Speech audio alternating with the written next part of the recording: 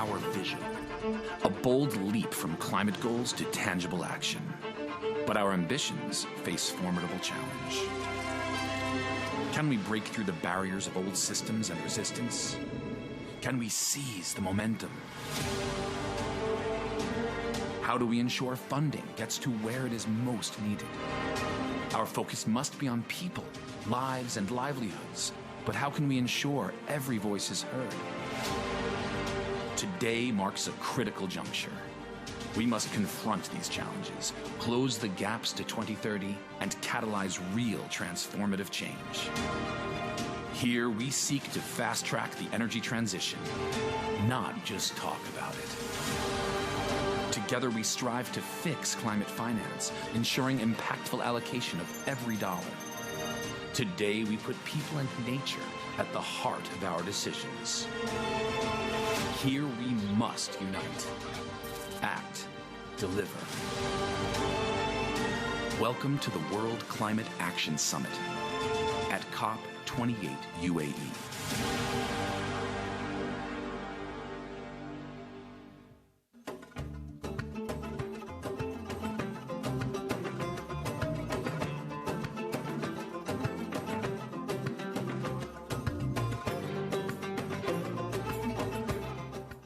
Ladies and gentlemen, good morning, good afternoon, good evening. I say that because many people are tuning in from all over the world to this remarkable moment at the beginning of 2023 World Climate Action Summit, United Arab Emirates. Your Highnesses, Excellencies, esteemed guests, ladies and gentlemen, my name is David Nabarro and I have the honor to be the moderator of today's session, which is making sure that agriculture and food systems are fit for people and the planet, with a particular focus on generations to come. The issue of agriculture and food is coming into the center of action on climate and nature. And it's a powerful convergence that is happening everywhere, and it's widespread. Concerted efforts by many in recent years, with an intense process in the last 12 months, led by the United Arab Emirates and building on COP27 joint programme on implementation of climate action and agriculture and food security that was led by Egypt last year. Right at the centre of this work are farmers. Farmers are the custodians of the land and the water. They're sentinels for change in weather and nature. And we're going to start by hearing from a farmer representative. We're fortunate to be joined by a farmer from Uganda who is also the president of the East African Farmers Organizations, to learn why it matters so much to her and her members that we put food systems and agriculture at the front of this COP. So please welcome Elizabeth Nsimadala onto the stage, the president of the East African Farmers Federation. Elizabeth.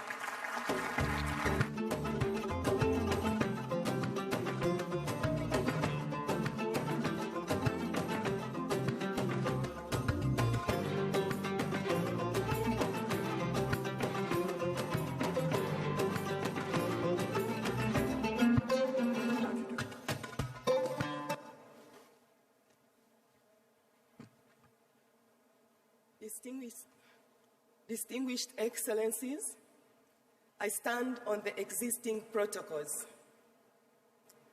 Growing up as a smallholder farmer in Bushenyi district in southwestern Uganda, I never dreamt of a time and a moment like this, where I would be the first on stage to speak to the world on the actions that we can do together to address the climate crisis and sustainable food systems transformation.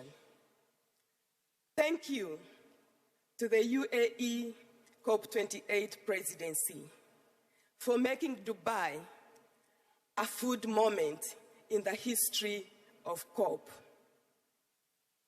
Thank you once again for firing the first bullet to give a special recognition of smallholder farmers who are producing over 80% of the global food value that we eat, amidst the challenges of climate change, because we face the biggest brunt. But we've continued to invest in solutions that are transforming our global food systems. And you know how much climate financing we are able to access? 0.3%.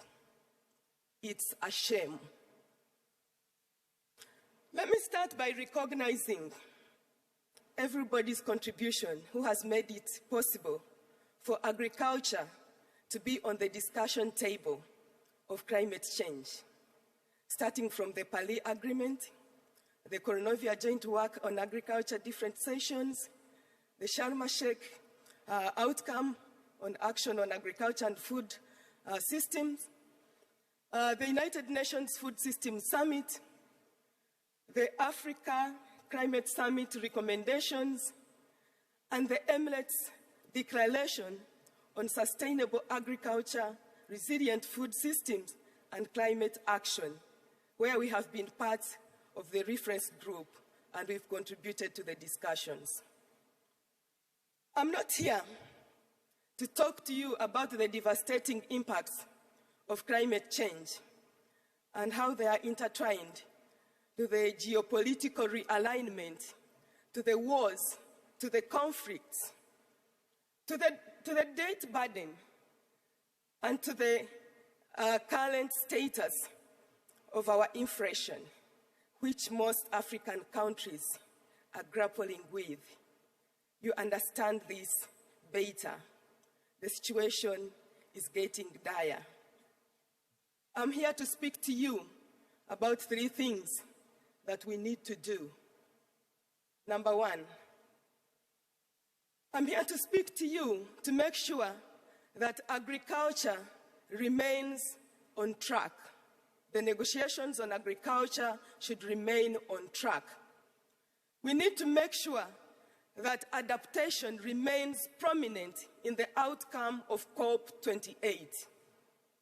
We need to make sure that agriculture targets are included in the global goal for adaptation. Number 2, I'm here to speak to you to make sure that there is a fund that is created for smallholder farmers to address the farmers' plight. 100 billion is projected as an import bill in the next 2 years for Africa if no remedy is taken. And who can reverse this? It's the smallholder farmers, by supporting us to scale our interventions, our skills, our capacities, our innovations, and our interventions. And finally, commitments have to be kept.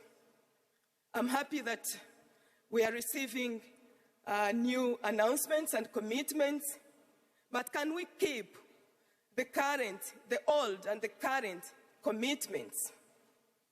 Ladies and gentlemen, we've had enough of talking. We need to move to action. Let's build public-private producer partnerships. Let's invite farmers as equal partners on the table. And not just on the table, but on the dinner table where the cake is being served. We're not looking for handouts. We need a leg up. I thank you.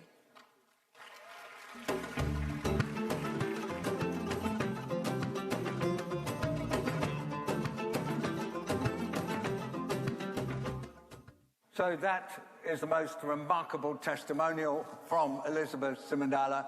Let us take account of everything that she has invited us to do and now consider the work of